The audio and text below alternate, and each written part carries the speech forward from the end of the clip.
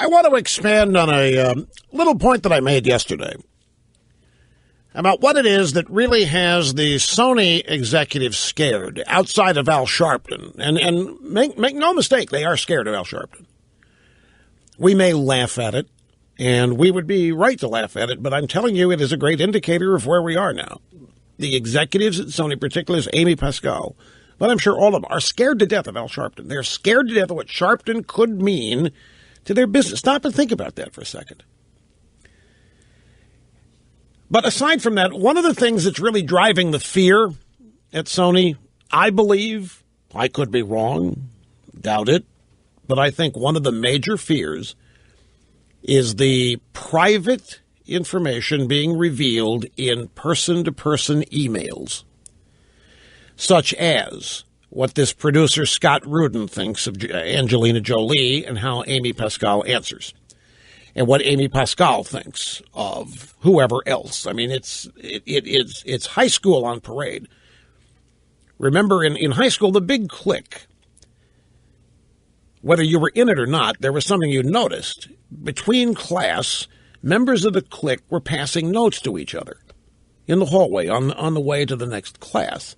If you weren't in the clique, you wanted to be in a clique so you could get the note.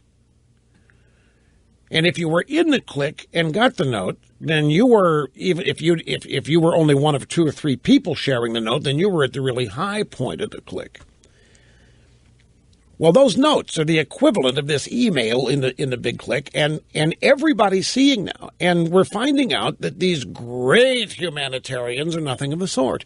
And we're finding out that these colorblind, great lead-by-example liberals are nothing of the kind. They're not colorblind at all. They're just as racial and racist as anybody else they criticize are. We find out they mock President Obama because of his race. They make fun of black actors. They make fun of what they think are talentless actors. They rip and criticize massive ego, no talent actors. Hello, Angelina Jolie in these emails.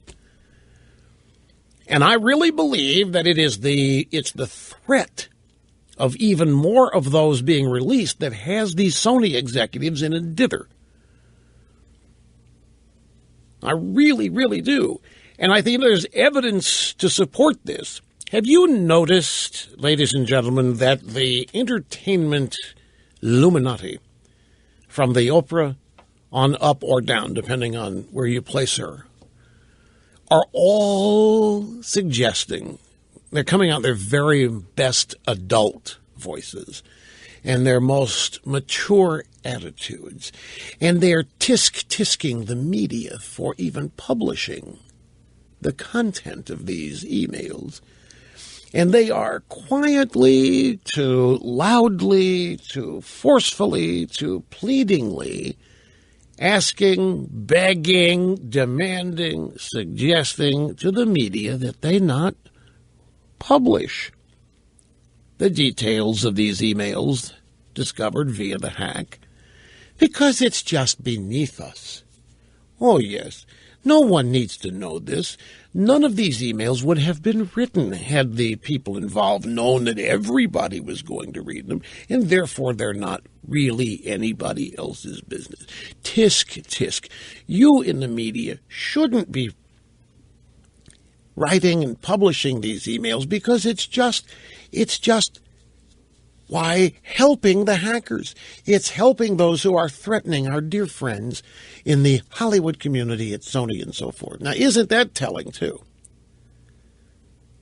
I mean, the very same people, who are hell-bent on finding every bit of information on their political enemies they can, and then disseminating it, and then using it, and then trying to destroy people, are now saying, not us, don't reveal our private community. No. The media they shouldn't be helping the hackers by doing this. Is really nobody. This is so beneath who we are. Yeah, right. So I'm telling you, this is the big fear. If you ask me, and it's at its root, it's high school. And the thing is that all of these people who are groveled over and coddled are finding out what people really think of them. And the low-information voter and movie buyer, box office attendee, they are finding out what their bosses think of these people, and vice versa. And the idea we shouldn't be published, no, this is terrible. This is so, it's irrelevant what is happening in these emails. So they don't want anything known about them. And these are the same people, ladies and gentlemen, that are doing everything they can. Let's run a little spearmint here, if you will. Just thinking of a little thought spearmint. What if, experiment, I mean, spearmint for those in Rio Linda. What if, just play along with me here. What if, instead of mocking Kim Jong-un, what if Sony had made a movie mocking our dear leader, Barack Hussein O? What if Seth Rogen and James Franco and the whole cast of The Interview happened to star in a movie that mocked Obama? And let's not even include, I mean, the Interview is about the CIA asking two journalists to assassinate Kim Jong-un. Let's take that out of course, our pretend movie in our thought experiment here. Let's just say Sony going to be doing a movie mocking Obama. Do you think that George Clooney would be writing people emails saying, do not object to this. We are artists. This is free speech. We must allow the creative community its outlet. We must permit people to make the movies of their dreams and desires, and it is not our business to censor them. Do you think that there would be calls from all over the place to pull a movie that mocked Obama? Do you think there would be pressure brought to bear on movie theaters not to exhibit, i.e. show, a movie that mocked Obama? Would there be threats? Maybe from some of the same people incensed over what the North Koreans are doing. Can you imagine the same people angry at Sony for caving to the North Koreans? Can you think that they would be angry at Sony for caving on a movie mocking Obama? Nope, they'd be supportive of that.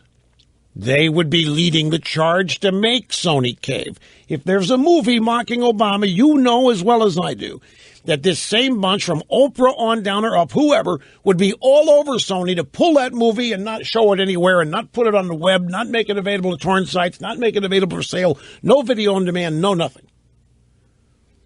Same people demanding that we not cave to North Korea would be demanding that Sony cave to Obama. And I mention this thought experiment only to illustrate the hypocrisy of what's going on. Now, but it doesn't change one thing. It really is outrageous. I mean, it is supreme cowardice to do this. And by the way, the FBI has made it official now. The FBI says that this is a North Korean hack. Now, the hackers, whoever they are, have issued a letter. They sent an email to the executives at Sony praising them for withdrawing the movie, The Interview. I have, in my formerly nicotine-stained fingers here, I have a copy of the email the hackers sent to Sony. It reads in part, it is, and I'm going to read it as it's written. It is very wise that you have made a decision to cancel a release of The Interview. It'll be very useful for you. We still have your sensitive and private data.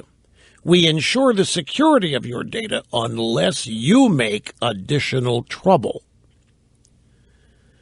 The email then demands that Sony continue to cooperate with further demands from the hackers, or else they will release more data. Specifically, the hackers demand that all traces of the movie be wiped from the face of the internet. They say, now we want you never let the movie released. distributed or leaked in any form of, for instance, DVD or piracy. And we want everything related to the movie, including its trailers, as well as its full version, down from any website hosting them immediately. So see, you cower and you cave to terrorists, cyber or otherwise, and they just keep coming at you with more demands. And now that Sony's done the right thing, now that Sony's caved, now that Sony's not going to play the movie, now that Sony is not going to put it in the theaters aren't going to run it, the hackers are back with more threats. We will release even more of your secure data if you do not do what we ask. And there are no limits on what they can demand now, since Sony has caved. Yeah. America as a superpower. You know how you can tell that America as a superpower, maybe in its last days, is by looking at the way. Here we have a bunch of hackers. I don't care if it's North Koreans or whoever. A bunch of hackers have brought a major movie studio owned by one of the world's largest technology firms, Sony, to its knees. And the State Department and other officials of the U.S. government admitting openly our options to deal with this are limited.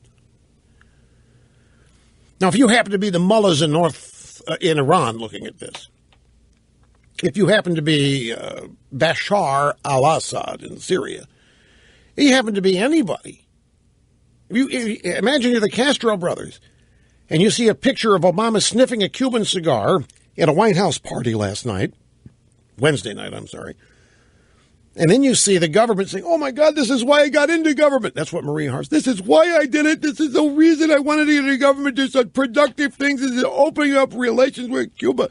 And the regime talking about inviting Castro. What in the world would you think you couldn't get away with the United States? And we still have 2 more years of this. This Cuba thing. It's just the tip of the iceberg, as I warned effectively mere days ago.